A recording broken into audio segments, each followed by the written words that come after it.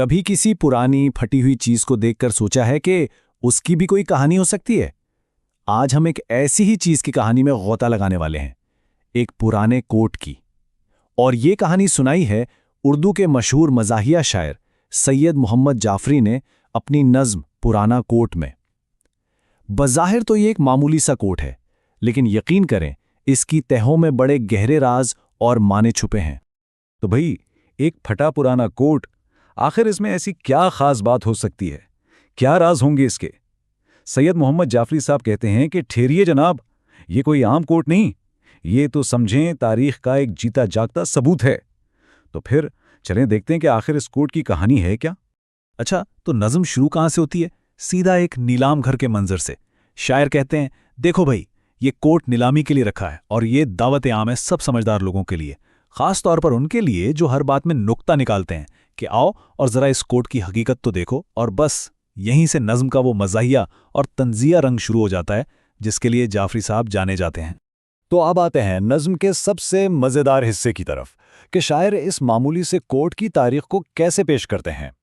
اور جناب، وہ اسے کوئی عام تاریخ نہیں بتاتے، بلکہ ایک ایسی شاندار تاریخ کہ سن کر ہنسی بھی آئے اور حیرت بھی ہو۔ شاعر پہلی ہی فرصت میں یہ بات صاف کر دیتے ہیں کہ ارے اسے کوئی معمولی کپڑا مت سمجھ لینا۔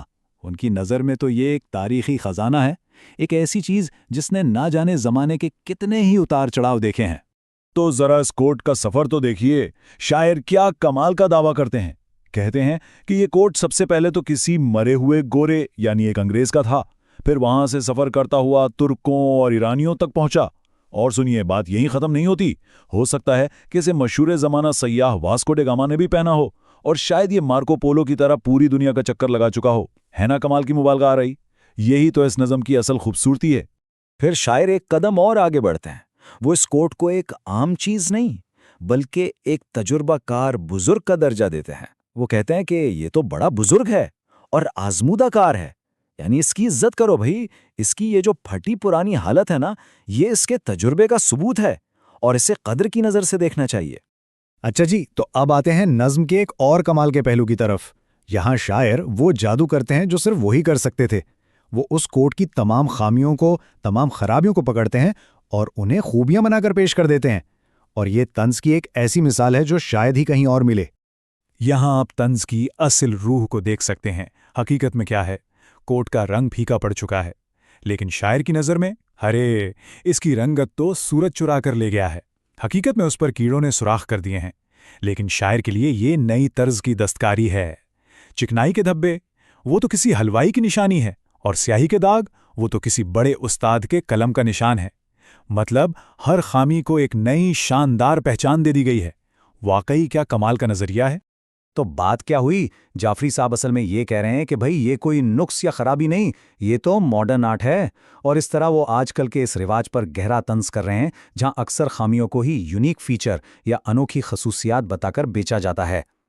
اچھا، ہنسی مذاق اور طنز تو اپنی جگہ، لیکن اب ذرا اس نظم کی گہرائی میں اترتے ہیں، اس کے فلسفیانہ پیغام کی طرف چلتے ہیں، کیونکہ یہاں آ کر یہ کوٹ صرف ایک کوٹ نہیں رہتا بلکہ ایک بہت بڑی علامت بن جاتا ہے۔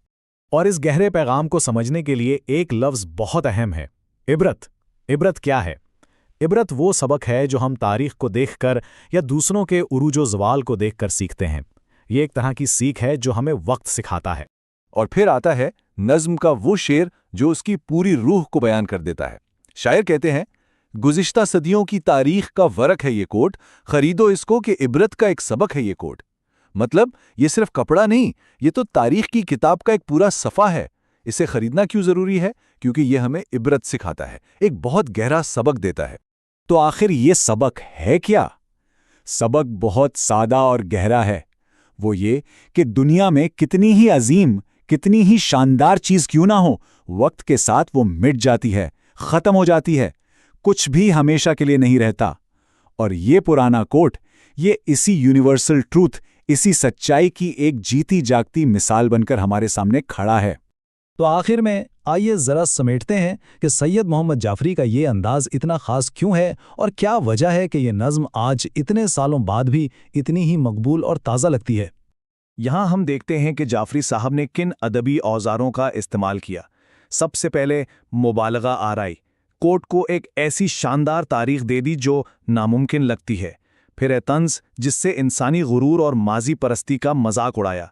फिर उनकी जहानत देखिए, कैसे होशियारी से खामियों को खूबियों में बदल दिया और कोर्ट को एक इस्तारा, एक सिंबल बना दिया तारीख और वक्त का। और इन सब के ऊपर जो मसाला है वो है मजाक का, जिसने एक गहरे फलसफे को भी इतना मज़ेदार और आसान बना दिया कि हर कोई समझ सके। तो खुलासा कलाम यह है कि शायर ने हंसी मजाक की चादर में लपेटकर तारीख, कद्र कीमत और वक्त के गुजरने जैसे कितने ही संजीदा मौज़ूआत पर एक बहुत गहरा पैगाम हम तक पहुंचा दिया है।